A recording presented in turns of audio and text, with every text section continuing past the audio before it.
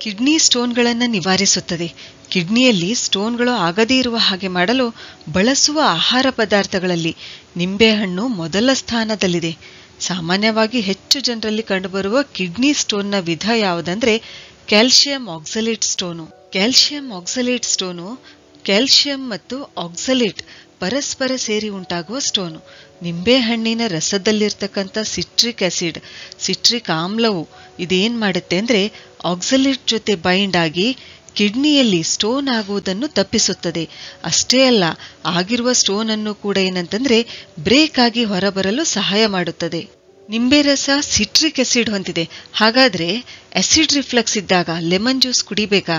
ಸಂಶೋಧನೆಗಳ ಪ್ರಕಾರ lemon juice vitamin C ಅಂದ್ರೆ ಅಸ್ಕಾರ್ಬಿಕ್ ಆಸಿಡ್ ನಿಂದ ಸಮೃದ್ಧವಾಗಿರೋದ್ರಿಂದ ಇದು ಒಂದೇನಂತಂದ್ರೆ ಶಕ್ತಿಶಾಲಿ ಆಂಟಿ ಆಕ್ಸಿಡೆಂಟ್ ಆಗಿ ಕೆಲಸ ಮಾಡುತ್ತೆ. ನಮ್ಮ ದೇಹದಲ್ಲಿ ಆಸಿಡ್ ರಿಫ್ಲಕ್ಸ್ ನಿಂದ ನಮ್ಮ ಅನ್ನನಾಳದ ಅಂದ್ರೆ ಯೂಸೋಫೇಗಸ್ ಅಂತ ಹೇಳ್ತೀವಿ, ಇದರ ಗೋಡೆಯ ಕೋಶಗಳು ಡ್ಯಾಮೇಜ್ ಆಗುವುದನ್ನು ತಡೆಯುತ್ತದೆ ಈ ಲೆಮನ್ ಜ್ಯೂಸು. ಆದ್ರೆ ನೇರವಾಗಿ ನಿಂಬೆ ರಸ ಬಳಸಬಾರದು. ಹೀಗೆ ಕುಡಿದಾಗ ಈ ಲೆಮನ್ ಜ್ಯೂಸು ನಮ್ಮ ಜಠರದಲ್ಲಿರ್ತಕ್ಕಂಥ ಆಸಿಡ್ ಅನ್ನು ನ್ಯೂಟ್ರಲೈಸ್ ಮಾಡುತ್ತೆ. ಯಾಕಂದ್ರೆ ಡೈಲ್ಯೂಟೆಡ್ ನಿಂಬೆ ರಸ ಚೆನ್ನಾಗಿ ಜೀರ್ಣವಾದಾಗ ಪ್ರತ್ಯಾಮ್ಲೀಯ ಪ್ರಭಾವ ಹೊಂದಿದೆ. ಹೀಗೆ ಆಸಿಡ್ ರಿಫ್ಲಕ್ಸ್ ಅನ್ನು ಕಡಿಮೆ ಮಾಡುತ್ತೆ. ನಿಂಬೆ ಹಣ್ಣಿನಲ್ಲಿ ಕ್ಯಾನ್ಸರ್ ನಿರ್ವಹಣಾ ಗುಣ ಇದೆ. ಸಂಶೋಧನೆಗಳ ಪ್ರಕಾರ ನಿಂಬೆ ಹಣ್ಣಿನಲ್ಲಿರ್ತಕ್ಕಂಥ ಲಿಮೋನಿನ್ ಅಂತಕ್ಕಂಥ ರಾಸಾಯನಿಕ ಸತ್ವ ಮತ್ತು ಇದರ ಜೊತೆ ಒಟ್ಟಾರೆಯಾಗಿ 22 ಏನಂತಂದ್ರೆ ರಾಸಾಯನಿಕ ಸತ್ವಗಳು ಕ್ಯಾನ್ಸರ್ ಪ್ರತಿಬಂಧಕ ಸಂಯುಕ್ತಗಳಾಗಿ ಕಂಡುಬರುತ್ತವೆ. ಆಮೇಲೆ ನಿಂಬೆ ಹಣ್ಣಿನಲ್ಲಿರ್ತಕ್ಕಂಥ ಫ್ಲೆವನಾಲ್ ಗ್ಲೈಕೋಸೈಡ್ಸ್ ಎಂಬ ರಾಸಾಯನಿಕ ಸತ್ವವು ಇದೇನ್ ಮಾಡುತ್ತೆ ಅಂದ್ರೆ ಕ್ಯಾನ್ಸರ್ ಕೋಶಗಳ ವಿಭಜನೆಯನ್ನು ತಡೆಯುತ್ತದೆ. ನಿಂಬೆ ಹಣ್ಣಿನಲ್ಲಿರುವ ಫ್ಲೆವನೈಡ್ಗಳು ಇವೇನಂತಂದ್ರೆ ಚರ್ಮದ ಕ್ಯಾನ್ಸರ್ಗೆ, ಆಮೇಲೆ ಹೆಸ್ಪಿರಿಡಿನ್ ಮತ್ತು ಲೈಮೋನೈಡ್ಸ್ ಇವೇನಂತಂದ್ರೆ ಕರುಳಿನ ಕ್ಯಾನ್ಸರ್ಗೆ, ನಾರಿಂಜನಿನ್ ಇದು ಪ್ರೋಸ್ಟೇಟ್ ಕ್ಯಾನ್ಸರ್ಗೆ. ಅಷ್ಟೇ ಅಲ್ಲ, ಈ ಲಿಂಬೆ ರಸ ಮೇದೋಜೀರಕ ಗ್ರಂಥಿಯ ಮತ್ತು ಸ್ತನದ ಕ್ಯಾನ್ಸರ್ಗೆ ಕೂಡ ಏನಂತಂದ್ರೆ ಉಪಯುಕ್ತ ಎಂದು ವರದಿಯಾಗಿದೆ. ಲೆಮನ್ ಜ್ಯೂಸು ನಮ್ಮ ಚರ್ಮದ ಆರೋಗ್ಯಕ್ಕೂ ಒಳ್ಳೆಯದು. ಯಾಕೆಂದ್ರೆ ಇದು ಆಂಟಿ ಏಜಿಂಗ್ ಎಫೆಕ್ಟ್ ಹೊಂದಿದೆ. ಅಂದ್ರೆ ನಮ್ಮ ಚರ್ಮದಲ್ಲಿ ರಿಂಕಲ್ಸ್ ಬೇಗ ಬರಲ್ಲ.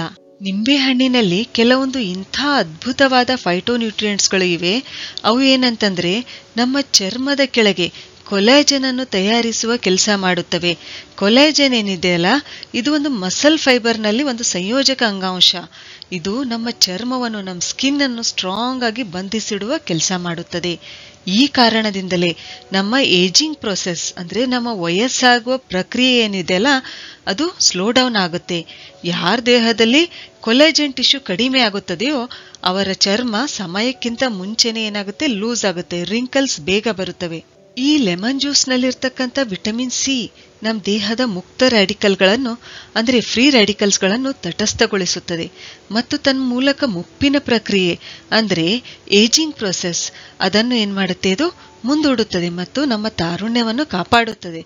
ಅಷ್ಟೇ ಅಲ್ಲ, ಬ್ರಷ್ ಮಾಡುವಾಗ ರಕ್ತಸ್ರಾವ ಆಗುತ್ತಿದ್ರೆ ಅದು ಕೂಡ ಏನಂತಂದ್ರೆ ಈ ಕೊಲಾಜನ್ ಟಿಶ್ಯೂ ವೀಕ್ ಆಗೋದ್ರಿಂದ ಆಗಬಹುದು.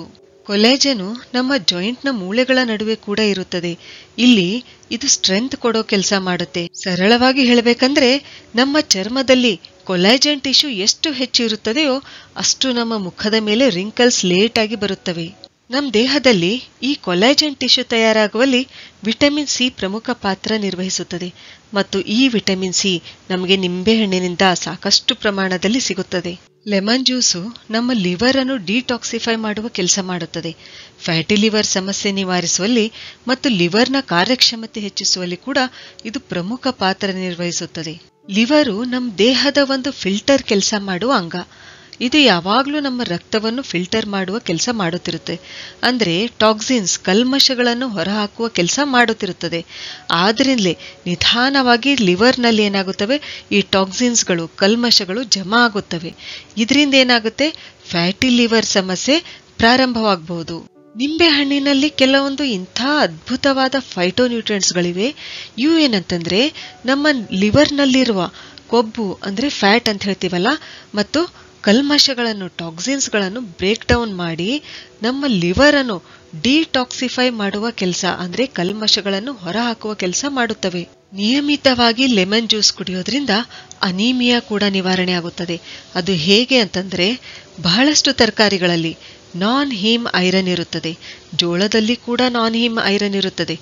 ಈ ನಾನ್ ಹೀಮ್ ಐರನ್ ಅನ್ನು ನಮ್ಮ ದೇಹ ಸರಳವಾಗಿ ಹೀರಿಕೊಳ್ಳಲು ಆಗೋದಿಲ್ಲ. ಆದ್ರಿಂದ ಏನಂತಂದ್ರೆ, ನಿಂಬೆಹಣ್ಣಿನಲ್ಲಿರ್ತಕ್ಕಂಥ ವಿಟಮಿನ್ ಸಿ ಮತ್ತು ಸಿಟ್ರಿಕ್ ಆಸಿಡ್ ಇವು ಏನಂತಂದ್ರೆ ಈ ಸಸ್ಯಜನ್ಯ ಆಹಾರದಿಂದ, ಪ್ಲಾಂಟ್ ಫುಡ್ಗಳಿಂದ ಐರನ್ ಏನಿದೆಯಲ್ಲ, ಕಬ್ಬಿಣದ ಅಂಶವನ್ನು ಹೀರಿಕೊಳ್ಳಲು ಸಹಾಯ ಮಾಡುತ್ತದೆ. ಇದರಿಂದ ಏನಾಗುತ್ತೆ, ರಕ್ತಹೀನತೆ ಸಮಸ್ಯೆ ನಿವಾರಣೆ ಆಗುತ್ತದೆ. ನಿಂಬೆಹಣ್ಣು ಕಣ್ಣಿನ ಸಮಸ್ಯೆಗಳಿಗೂ ಕೂಡ ತುಂಬಾನೇ ಒಳ್ಳೆಯದು. ಅದು ವಿಶೇಷವಾಗಿ ಏನಂತಂದ್ರೆ ಮಧುಮೇಹದಿಂದ ಉಂಟಾಗಿರ್ತಕ್ಕಂಥ ಕಣ್ಣಿನ ಸಮಸ್ಯೆಗಳಿಗೆ ಇದು ತುಂಬಾನೇ ಒಳ್ಳೆಯದು. ನಿಂಬೆಹಣ್ಣಿನಲ್ಲಿರ್ತಕ್ಕಂಥ ರುಟಿನ್ ಅಂತಕ್ಕಂಥ ರಾಸಾಯನಿಕ ಸತ್ವವು ಇದೇನಂತಂದ್ರೆ ಡಯಾಬೆಟಿಕ್ ರೆಟಿನೋಪತಿಯನ್ನು ಒಳಗೊಂಡಂತೆ ಅನೇಕ ಕಣ್ಣಿನ ಸಮಸ್ಯೆಗಳನ್ನು ನಿವಾರಿಸುತ್ತದೆ ಎಂದು ಸಂಶೋಧನೆಗಳು ಸಾಬೀತುಪಡಿಸಿವೆ.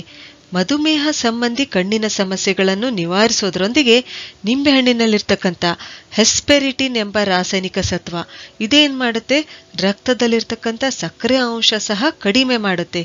ಇದೇ ಯಾವಾಗ ಅಂದ್ರೆ ಸಕ್ಕರೆ ಪ್ರಮಾಣ ರಕ್ತದಲ್ಲಿ ಹೆಚ್ಚು ಇದ್ದಾಗ. ನಮ್ಮ ಹೃದಯದ ರಕ್ತನಾಳಗಳಲ್ಲಿ ಉಂಟಾಗುವ ಬ್ಲಾಕೇಜ್ಗಳನ್ನು ನಿಲ್ಲಿಸುವಲ್ಲಿ ಸ್ವಲ್ಪ ಮಟ್ಟಿಗೆ ಸಹಾಯ ಮಾಡುತ್ತದೆ ಈ ನಿಂಬೆಹಣ್ಣು. ಅದು ಹೇಗೆ ಅಂದ್ರೆ, ನಮ್ಮ ದೇಹದಲ್ಲಿ ವಿಟಮಿನ್ ಸಿ ಕೊರತೆ ಆದ್ರೆ ರಕ್ತನಾಳಗಳ ಗೋಡೆಗಳು ಈಸಿಯಾಗಿ ಡ್ಯಾಮೇಜ್ ಆಗಲು ಪ್ರಾರಂಭಿಸುತ್ತವೆ. ಈ ಡ್ಯಾಮೇಜ್ ಆಗಿರುವ ಸ್ಥಳಗಳಲ್ಲಿ ಕೊಲೆಸ್ಟ್ರಾಲ್ ಜಮಾ ಆಗಲು ಪ್ರಾರಂಭಿಸುತ್ತದೆ ಮತ್ತು ಬ್ಲಾಕೇಜ್ ಉಂಟಾಗಲು ಪ್ರಾರಂಭಿಸುತ್ತದೆ. ಲೆಮನ್ ಜ್ಯೂಸ್ನಿಂದ ವಿಟಮಿನ್ ಸಿ ಸಿಗೋದ್ರಿಂದ ಇದು ರಕ್ತನಾಳಗಳ ಗೋಡೆಗಳನ್ನು ಸ್ಟ್ರಾಂಗ್ ಮಾಡುವ ಕೆಲಸ ಮಾಡುತ್ತದೆ. ಇನ್ನು ನಮ್ಮ ದೇಹಕ್ಕೆ ದಿನಕ್ಕೆ ಬೇಕಾಗಿರ್ತಕ್ಕಂಥ ವಿಟಮಿನ್ ಸಿ ಯಲ್ಲಿ 50% ಏನಂತಂದ್ರೆ ಒಂದೇ ಒಂದು ನಿಂಬೆಹಣ್ಣಿನಿಂದ ನಮಗೆ ಸಿಗುತ್ತದೆ. ಅಂದ್ರೆ 31 ಮಿಲಿಗ್ರಾಂನಷ್ಟು. ಅಂದ್ರೆ ನಾವು ದಿನಕ್ಕೆ 2 ನಿಂಬೆಹಣ್ಣು ತಿಂದ್ರೆ ಏನಾಗುತ್ತೆ, 100% ವಿಟಮಿನ್ ಸಿ ನಮಗೆ ದಿನಕ್ಕೆ ಸಿಕ್ಕ ಹಾಗೆ. ನಿಂಬೆಹಣ್ಣಿನಲ್ಲಿ ವಿಟಮಿನ್ ಸಿ ಮಾತ್ರ ನಮ್ಮ ಹೃದಯಕ್ಕೆ ಒಳ್ಳೆಯದು ಅಂತಲ್ಲ, ಇದರಲ್ಲಿರ್ತಕ್ಕಂಥ ಫೈಬರ್ ಮತ್ತು ಫೈಟೋನ್ಯೂಟ್ರಿಯೆಂಟ್ಸ್ಗಳು ಕೂಡ ಏನಂತಂದ್ರೆ ನಮ್ಮ ಹೃದಯದ ಆರೋಗ್ಯಕ್ಕೆ ಒಳ್ಳೆವು. ಆಮೇಲೆ ನಿಂಬೆಹಣ್ಣಿನಲ್ಲಿ ಕಂಡು ಬರ್ತಕ್ಕಂಥ ಹೆಸ್ಪೆರಿಡಿನ್ ಮತ್ತು ಡಯೋಸ್ಮಿನ್ ಇವೇನಂತಂದ್ರೆ ನಮ್ಮ ದೇಹದಲ್ಲಿ ಕೊಲೆಸ್ಟ್ರಾಲ್ ಮಟ್ಟವನ್ನು ಕಡಿಮೆ ಮಾಡುತ್ತವೆ. ಆಮೇಲೆ ಇದರಲ್ಲಿರ್ತಕ್ಕಂಥ ಪೆರಿಡಿನ್ ಇದೇನ್ ಮಾಡುತ್ತೆ, ನಮ್ಮ ರಕ್ತನಾಳಗಳನ್ನು ಸ್ಟ್ರಾಂಗ್ ಮಾಡುವ ಕೆಲಸ ಮಾಡುತ್ತದೆ. ಮತ್ತು ನಿಂಬೆಹಣ್ಣಿನಲ್ಲಿರ್ತಕ್ಕಂಥ ಪೊಟ್ಯಾಷಿಯಂ, ಯಾಕಂದ್ರೆ ನಿಂಬೆಹಣ್ಣು ಪೊಟ್ಯಾಷಿಯಂನಿಂದ ಸಮೃದ್ಧವಾಗಿದೆ. ಇದೇನ್ ಮಾಡುತ್ತೆ, ಈ ಪೊಟ್ಯಾಷಿಯಂ ನಮ್ಮ ಬ್ಲಡ್ ಪ್ರೆಷರ್ ಅನ್ನು, ನಮ್ಮ ರಕ್ತದೊತ್ತಡವನ್ನು ಕಡಿಮೆ ಮಾಡುತ್ತದೆ. ಹೀಗೆ ನಮ್ಮ ಹೃದಯವನ್ನು ರಕ್ಷಿಸುತ್ತದೆ ಈ ಲೆಮನ್ ಜ್ಯೂಸು. ಆದ್ರೆ ನಿಂಬೆ ರಸದಿಂದ ನಾವು ಹೆಚ್ಚು ಆರೋಗ್ಯ ಲಾಭಗಳನ್ನು ಪಡೆದುಕೊಳ್ಬೇಕು ಅಂತಂದ್ರೆ ನಾವಿದನ್ನ ಹೇಗ್ ಬಳಸಬೇಕು? ಅರ್ಧ ನಿಂಬೆಹಣ್ಣಿನ ರಸ 1 ಗ್ಲಾಸ್ ಉಗುರು ಬೆಚ್ಚಗಿನ ನೀರಿಗೆ ಸೇರಿಸಿ ಬೆಳಗ್ಗೆ ಖಾಲಿ ಹೊಟ್ಟೆಯಲ್ಲಿ ನಾವು ಇದನ್ನ ಕುಡಿಬೇಕು. ಆದ್ರೆ ಇಲ್ಲೇನಂತಂದ್ರೆ ನೀರು ಜಾಸ್ತಿ ಬಿಸಿ ಇರಬಾರ್ದು. ಯಾಕೆಂದ್ರೆ ಇದರಲ್ಲಿರ್ತಕ್ಕಂಥ ವಿಟಮಿನ್ ಸಿ ಏನಿದೆಯಲ್ಲ, ಇದು ಹೀಟ್ ಸೆನ್ಸಿಟಿವ್ ಆಗಿರೋದ್ರಿಂದ ಜಾಸ್ತಿ ಬಿಸಿ ನೀರಿಗೆ ಹಾಕಿದ್ರೆ ಅದರಲ್ಲಿ ಸೇರಿಸಿದಾಗ ಏನಾಗುತ್ತೆ, ಇದು ತನ್ನ ಶಕ್ತಿಯನ್ನು ಕಳೆದುಕೊಳ್ಳುತ್ತೆ. ಆಮೇಲೆ ಲೆಮನ್ ಜ್ಯೂಸ್, ನಿಂಬೆ ಶರಬತ್ತು ಮಾಡುವಾಗ ಅದರಲ್ಲಿ ನಾವು ಸಕ್ಕರೆಯನ್ನ ಬಳಸಬಾರ್ದು. ಬೇಕಿದ್ರೆ ಸ್ವಲ್ಪ ಜೇನುತುಪ್ಪ ಬೆರೆಸಿ ನಾವು ಕುಡಿಬಹುದು. ಆಮೇಲೆ ನಿಂಬೆ ರಸ ಎಸಿಡಿಕ್ ಇರೋದ್ರಿಂದ ಮತ್ತು ನಾವು ದಿನಾಲು ನಿಂಬೆ ಜ್ಯೂಸ್ ಕುಡಿಬೇಕಾಗಿರೋದ್ರಿಂದ ನಮ್ಮ ಹಲ್ಲುಗಳ ಹೊರಪದ್ರೆ ಏನಿದೆಯಲ್ಲ, ಎನಾಮೆಲ್, ಇದಕ್ಕೆ ಹಾನಿ ಉಂಟಾಗಬಹುದು. ಅದಕ್ಕೆ ನಾವೇನ್ ಮಾಡ್ಬೇಕು, ನಿಂಬೆ ಜ್ಯೂಸ್ ಕುಡಿಯಲು ಸ್ಟ್ರಾ ಅನ್ನ ಬಳಸೋದು ಒಳ್ಳೆಯದು. ಸರಿ, ಹಾಗಾದ್ರೆ ಮುಂದಿನ ವಿಡಿಯೋದಲ್ಲಿ ಮತ್ತೊಂದು ಉಪಯುಕ್ತವಾದ ಮಾಹಿತಿಯೊಂದಿಗೆ ಭೇಟಿಯಾಗೋಣ. ಧನ್ಯವಾದಗಳು.